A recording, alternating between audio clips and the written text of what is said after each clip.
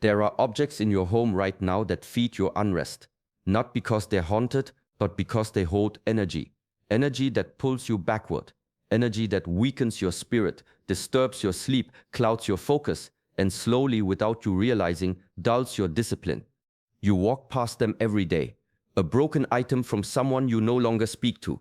A decorative mask that once felt cool but now makes the room feel cold. Gifts you kept out of guilt. Things that carry stories but not peace. In Shaolin practice, the first rule of inner stillness is outer clarity. If your space is chaotic, your mind cannot settle. And it's not only about mess, it's about meaning. Objects can hold stagnation, pain, old emotions you thought you buried. These become like silent invitations for what we call inner demons, anxiety, irritation, heavy thoughts that rise for no clear reason. Today, I will show you which items disturb the energy of your home and how to remove them, not out of fear, but from awareness. I will share ancient insights that few outside the temple have heard, simple rituals, sharp truths, and one powerful rule that every Shaolin monk follows to protect their mind from intrusion. By the end of this video, you will see your room differently. You will understand why certain objects drain your spirit and how letting go isn't just cleansing your space, it's resetting your path. If you feel stuck, agitated, distracted, start here. Sometimes the first enemy to face is not out there, it's sitting quietly on your shelf. Welcome to Shaolin Soulfire. Subscribe now and begin the inner clearing. Some things feel heavy before you even touch them. You walk into a room and something is off. You don't know why, but your shoulders tense, your breath shortens, the silence feels thick. This is not imagination. This is energy, what we call Qi, and everything holds it. Every object, every piece of clothing, every corner of your home carries traces of what's been felt around it. Joy, sorrow, fear, confusion, it stays. The energy doesn't disappear just because the event is over. It settles, it clings. A gift from someone who betrayed you. A cracked mirror you never replaced. A painting that always makes you feel uneasy, but you keep it because it was expensive. These items carry discordant Qi energy that's lost harmony. And when your environment holds confusion, your mind follows slowly, silently, you begin to feel off-center, you lose clarity, you act from reaction instead of peace. Shaolin practice teaches us this. When the outer is imbalanced, the inner is stirred. Unbalanced energy in your surroundings is not passive, it mirrors something in you. This is why recognizing these objects is not superstition, it's self-study. It's asking, why do I keep this? What part of me is still holding on? Sometimes we cling to the past by preserving its remains. That's when a shelf becomes a shrine to old wounds. That's when your room starts to whisper doubts into your sleep. This is why monks are taught to keep few things and only what uplifts or supports clarity. Not because things are evil, but because energy is real. And your home is not just a place you live in. It's an extension of your field. What surrounds you shapes you. What you allow to stay stays in you. Not all darkness enters through doors. Sometimes it sits quietly on your shelf. A statue with sharp edges. A mask with a frozen scream. A painting soaked in sorrow. These items may look interesting, unique, but in the stillness of night, they hum with something heavier. Not because they're cursed, but because symbols speak, and the language they speak reaches your subconscious long before you realize it. In ancient teachings, symbols were treated with reverence. A single mark on a scroll could represent heaven, discipline, or death. The wise knew what you surround yourself with enters you, repeatedly, quietly, until it shapes your thoughts without asking for permission. You may not notice it at first, a feeling of unease when you pass a certain corner. Restlessness in a room you can't seem to relax in. This is how subtle energy works. Small drops over time, feeding quiet tension, invisible roots of anxiety that seem to come from nowhere. Mastery is not only about great battles or powerful movements. It begins with what you allow into your space and why. Discipline means being honest about the energy you live with, even when it's just a decorative piece.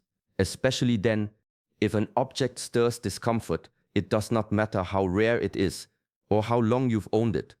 The deeper part asks you to choose peace over possession, to release without fear or sentiment what no longer aligns.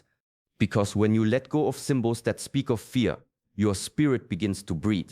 The silence becomes softer, the shadows retreat, and your space becomes not just a home but a training ground for clarity, presence, and inner strength.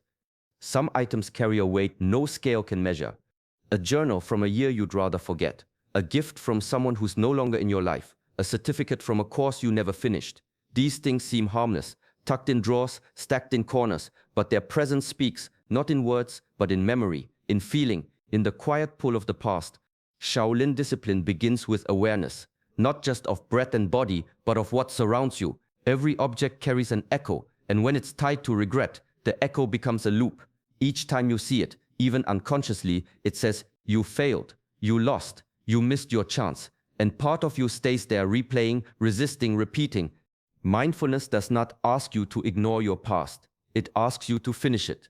Completion isn't about changing what happened. It's about changing your relationship to it. Sometimes that means revisiting with courage.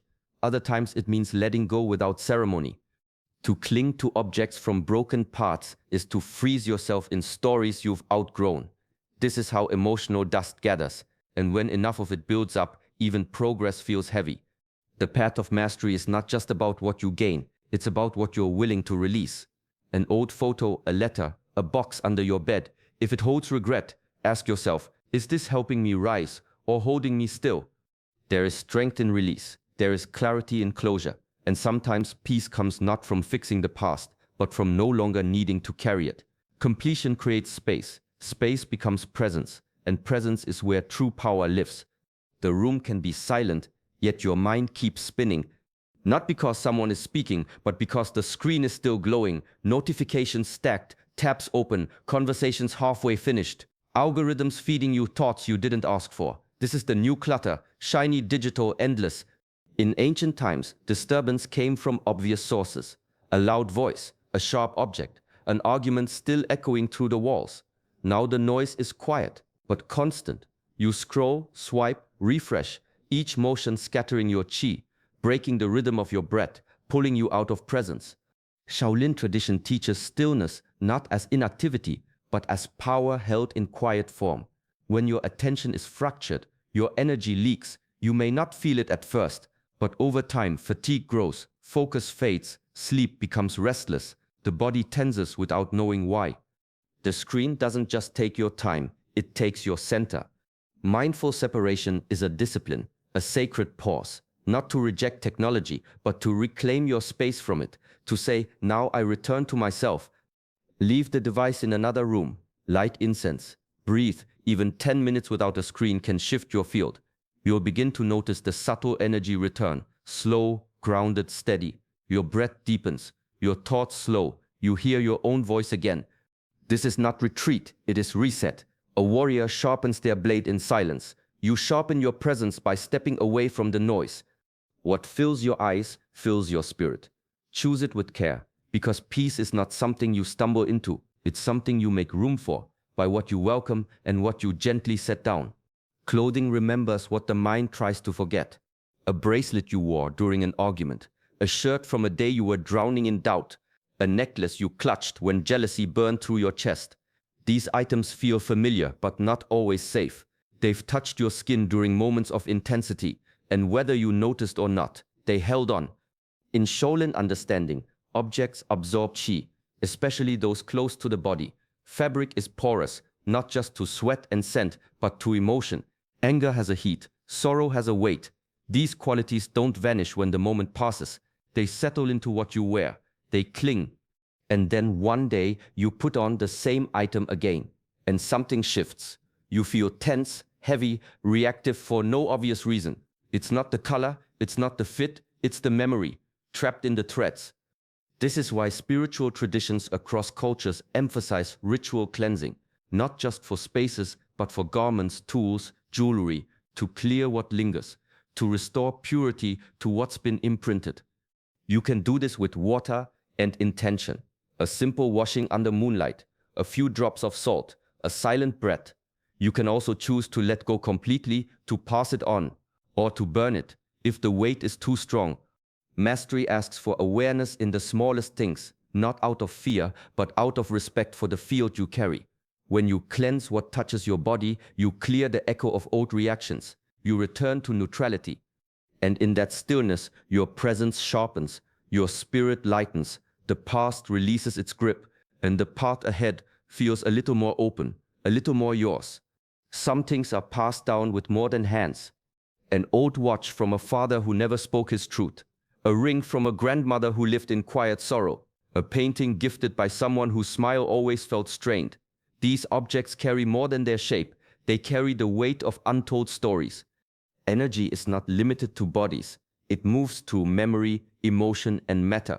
And when someone gives you something, especially with unresolved pain, the object becomes a vessel, a silent witness to what was never healed. You may not know the full history, you might not need to, but sometimes you feel it. A sense of heaviness when you wear the ring, a strange resistance when you hang that painting, subtle discomfort, nothing loud, just enough to unground you. Shaolin insight reminds us, possession alone means nothing. What matters is resonance, intention. If something was created or given in love, its energy lifts. If it came from fear, guilt, or emotional confusion, it can cloud your space. This doesn't mean all gifts are dangerous, but it means you must listen. Objects speak in silence. They ask, do I belong with you, or am I asking to be released? There is no shame in letting go. To give thanks and then return an item to the earth, to the fire, to another hand who may carry it differently, or to keep it but cleanse it through ritual, through meaning, through breath. You are not a storage space for other people's unresolved energy. Your home, your body, your field, it must reflect your path, and that requires discernment, not just of what you receive, but of what you continue to carry. Peace comes from choosing what surrounds you with clarity, with alignment, with full presence. Not all burdens feel heavy on the surface. Some are polished, gleaming, hung in gold frames and placed behind glass. A shelf crowded with rare things. A room designed more to impress than to rest. Expensive items chosen not for meaning but for their price tag. These are the silent architects of unrest. Beautiful, admired, but subtly unsettling. In Shaolin tradition, the outer reflects the inner, and too much of anything, even beauty, can become noise. Excess awakens craving. It feeds the part of the mind that is never satisfied. The part that compares, competes, always wants more. You may walk into a room like this and feel uneasy without knowing why. There's no peace in a space designed to display superiority. It demands attention. It whispers questions. Do I have enough? Am I enough? What will others think? This is not a rejection of wealth. True mastery never fears abundance, but it is a warning about obsession, about attachment. When your identity becomes entangled in objects, your spirit shrinks to match their shape. Simplicity, in contrast, invites stillness. A single bowl, well placed, a plant tended with care, an empty wall that allows your mind to breathe. These are not signs of lack, they are signs of presence. Discipline is choosing what supports your energy, not what flatters your ego. A quiet space is not empty, it is alive with possibility. And when you let go of the need to be seen as successful, you begin to feel successful, calm, centered, unshaken. The more you strip away what distracts, the more clearly you see what matters. And in that clarity, peace is no longer something you seek, it becomes the way you live. Even sacred things have their time.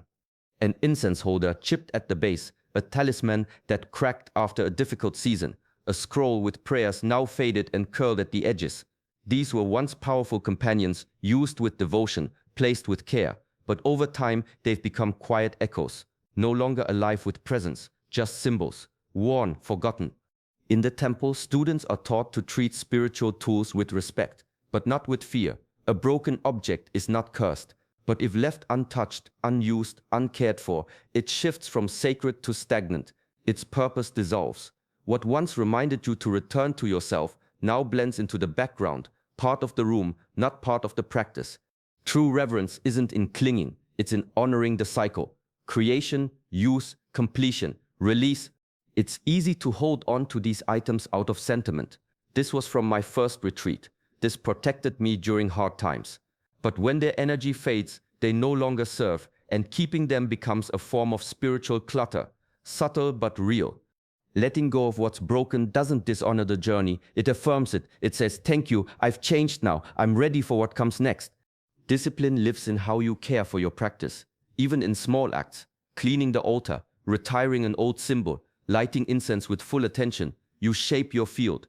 Spiritual tools are not meant to become relics. They are meant to support your growth, then step aside when they've done their part. When your space holds only what is alive with meaning, it becomes a reflection of your path, clear, evolving, awake. And in that space, practice becomes not a ritual of habit, but a living, breathing expression of who you truly are. Energy doesn't just live where you look, it lives where you forget. A storage room you never enter, a closet you haven't opened in months, a corner collecting dust, old boxes, tangled wires. These places might seem unimportant, out of sight, out of mind, but your energy moves through all of it, and what you ignore doesn't disappear, it settles. Shaolin wisdom teaches that your environment is an extension of your mind. Just as tension in the body hides in overlooked muscles, tension in the home hides in neglected spaces. These become pockets of stagnation. Qi that is blocked, trapped, heavy. Walk slowly through your home one day, not to clean, but to see. Notice where your breath shortens, where your attention skips. These are signals. The body feels what the eyes have stopped registering. It's not about making every corner perfect. It's about making it intentional. Even the simplest act, a swept floor, a folded cloth, a bit of light reaching a dark corner can shift the entire energy of a room. And in turn, your own neglect creates distance. Presence restores connection. This is a form of training, not in grand gestures, but in quiet discipline. You bring life back into your space by bringing your attention back into it. You don't need to redecorate. Just care, just notice. Each space you reclaim becomes a part of your consciousness that returns to clarity. Every cleared corner becomes a statement. Nothing in me is abandoned. Everything in me is seen. Mastery is built in these small, invisible moments where the broom becomes a tool of stillness, where dust becomes a teacher, and where your home gently becomes a mirror of the balance you're choosing to live. Your home speaks, if you move slowly enough to hear it. Each room holds a rhythm. Some flow like clear water. Others feel stuck, sharp, or heavy. These subtle impressions are easy to miss when you're rushing. But when you walk with awareness, they reveal themselves. A doorway that makes you pause. A spot where you always feel tense. This is energy speaking, not superstition, just sensitivity. Shaolin practice teaches not only how to move the body, but how to read space, to feel where qi flows and where it pools. You don't need special tools, just presence. Start with breath.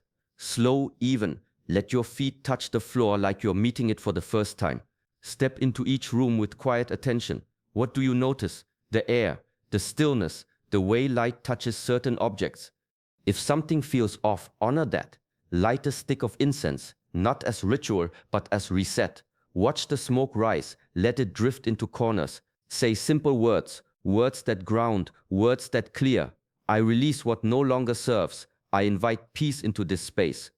These small acts matter. They shift the field, not just around you, but within you. Your nervous system responds, your thoughts soften, your breath deepens. This is daily maintenance, not just of space, but of self. Discipline is not only found in martial form, it's in the way you open a window, the way you pause before entering, the way you choose calm over clutter. A house cleansed with presence becomes more than shelter. It becomes a partner in your path, a quiet ally, a mirror for your internal state. And when your space is calm, your spirit has a place to land, to rest, to begin again. When you remove what disturbs your space, you're not just cleaning your home, you're practicing clarity. You're making a quiet decision. I no longer carry what pulls me away from peace. This isn't superstition, it's self-mastery in its simplest form. Because the objects we keep are not just decorations, they're reflections of what we value, of what we avoid, of where we still hold on. The Shaolin path doesn't demand grand rituals. It asks for daily awareness, a calm eye, a steady hand, the courage to let go again and again until only what aligns remains. So walk through your home like a temple, not with fear, but with care. Let your discipline shape your surroundings, and let your surroundings remind you who you're becoming. Thank you for walking this path with us. If this brought you clarity, subscribe to Shaolin Soulfire and stay close. We walk together, quietly, powerfully, step by step,